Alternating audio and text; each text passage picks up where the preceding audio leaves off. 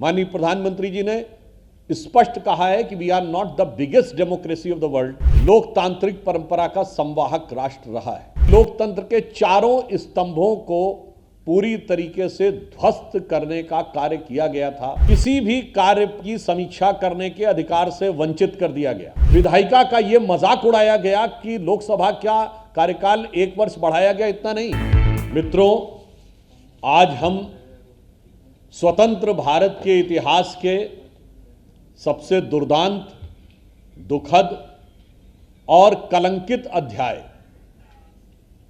जिसमें आज से 50 वर्ष पूर्व संविधान की हत्या कर दी गई थी, उसे स्मरण करने के लिए और उसकी अर्ध शताब्दी पर आपको संबोधित करने के लिए मैं यहां उपस्थित हूं। आप सभी जानते हैं कि भारत अनादिकाल से लोकतांत्रिक परंपरा का संवाहक राष्ट्र रहा है। माननीय प्रधानमंत्री जी ने स्पष्ट कहा है कि we are not the biggest democracy of the world, we are the mother of democracy.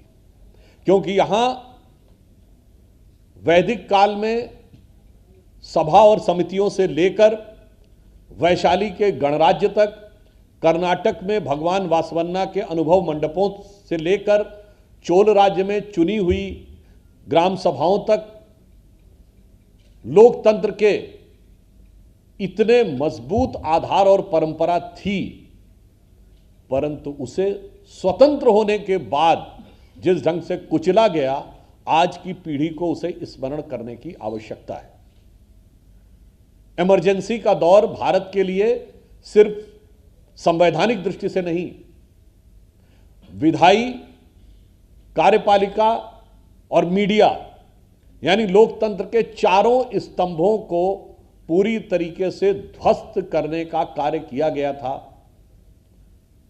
आप सबको ध्यान हो कि भारत के इतिहास में एक ही मात्र ऐसा अवसर आया है जब किसी प्रधानमंत्री को न्यायालय के द्वारा चुनाव लड़ने का अयोग्य घोषित कर दिया गया हो, चुनावी धांधली के आधार पर।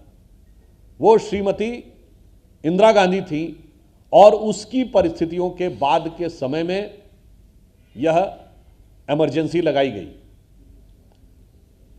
परंतु यह सिर्फ एक पक्ष तक सीमित नहीं थी।